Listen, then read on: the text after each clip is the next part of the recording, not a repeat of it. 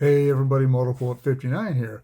This morning, about 7:30 Pacific time, I was getting ready to go to the gym, and my wife, who works from home, hollered at me and said, "Hey, come in here." And she said, "Yeah, the Supreme Court has overruled Trump and overturned the tariff things. You know what I'm talking about." And the stock market's already jumped up 60 points. You should see how it looks on your portfolio. And I said, well, 60 points really isn't anything, and it's not necessarily going to affect my portfolio, even if it goes up 500 points. So I went to the gym, and while I was at the gym, they've got TVs here and there, and I glance up every once in a while, and they were talking about 100% winners in NASDAQ. And I only have one stock that's associated with NASDAQ. And I thought, well, maybe it'll help that because it hasn't been doing well. So anyway, I was at the gym for a couple of hours. I got home, turned on my E-Trade account, and the NASDAQ was up at that time about 6 points. And the Dow was down 125. And I told my wife, see, this is what I'm talking about. Those fluctuations over news or stuff, they don't really make much difference. So I went on about my daily routine here at the house, which is nothing really. I'm retired. But now I was editing some videos and working on that stuff. And I got to thinking about the Supreme Court overturning the tariffs. Now, when the president first started talking about these heavy tariffs, I was kind of unsettled about how I actually felt about that, especially in light of we want to bring manufacturing jobs back and all the things that Trump was saying about what the possible role of these tariffs would be. And for me, thinking about it at the time was like, well, this could help balance our trade deficit. It would take a long time for that to happen. And then all the crap started, all the left, everybody hollering about the tariffs. And even still, I wasn't like, yeah, the tariffs, great things. I still didn't know if they were a good idea. They certainly weren't going to bring any manufacturing jobs back to America. That ship sailed when Donald Trump was still going to parties at the White House with the Clintons. Those jobs are gone. Those manufacturing jobs are never coming back to the United States. That is not going to happen. That infrastructure is gone.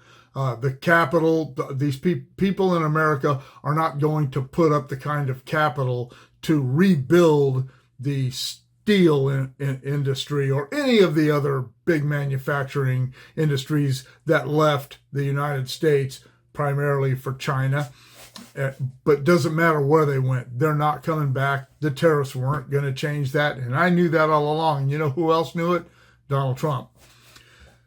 He didn't get where he is or even where he was before he became president by being stupid and making bad decisions and not understanding what was going on in the economic world around him.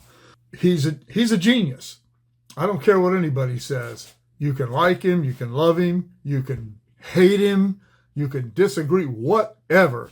But he understands what's going on around him better than any president in my lifetime, even Ronald Reagan. I think Trump, when he first started pushing this, knew what was going to eventually happen. That either it wouldn't stand, either the American people would revolt against the tariffs, which they tried to do, but as it was the left, and as the left tend to do, they'll give it a couple of weeks, a couple of months, and if they don't get their way, they'll move on to the next buzzwords and talking points, which they've already done. But and I have seen a few posts, not many. I don't have many liberal friends, acquaintances, and I only saw a couple of things. Well, this is a big win for the left, a big win for America. I believe that Donald Trump knew that the tariffs wouldn't stand, whether it was by the American people or by, as it turned out, the SCOTUS. He promised to increase the tariffs to try to get things straightened out. And what did he do? He did that. That's exactly what he did. And now he can point back and say, I kept my promise. I can't help it if the Supreme Court didn't back me up. As I was thinking about it, I just thought, I tell people all the time, they'll say, I can't believe he said that. I even hear conservatives say it. He is the world's greatest troll. He has everybody bouncing off the walls because he throws this stuff out there. People freak out about it, and for the next 2 weeks, they're talking about one thing that he said, and in the meantime, he's back here getting things done. He's manipulating this chess piece and manipulating that checker and getting things done, and people don't even realize it's what he's doing until it's already done. And I think it's great. And there are times he definitely puts his foot in his mouth, but I think he knows he's doing it. I don't expect a lot of my conservative friends to pay any attention to Bill Maher, but he recently had dinner at the White House with President Trump, and he did a piece on his show talking about that. If you haven't seen it, you should Google it. It's on YouTube, just that clip. You don't have to watch the whole show. I can't watch an entire real time of Bill Maher. It'd drive me crazy. My head would explode.